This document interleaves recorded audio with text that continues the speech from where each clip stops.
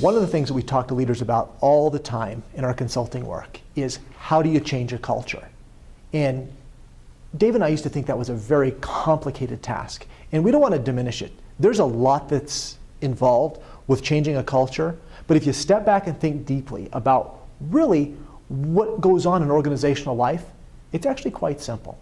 And we start with this exercise with simply think about what you do all day in the organization you find yourself in. And when you think about all those activities and tasks, ask yourself, is there anything that you do that doesn't involve conversation?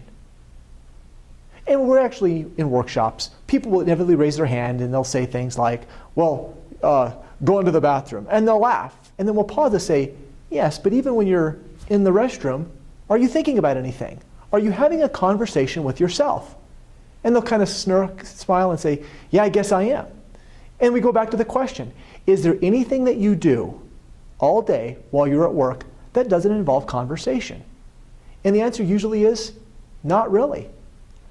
And we ask leaders to think about, well, if you want to change the culture of your organization, and everything that's going on in the organization deals around a conversation, you have to ask yourself, do you know what that conversation is?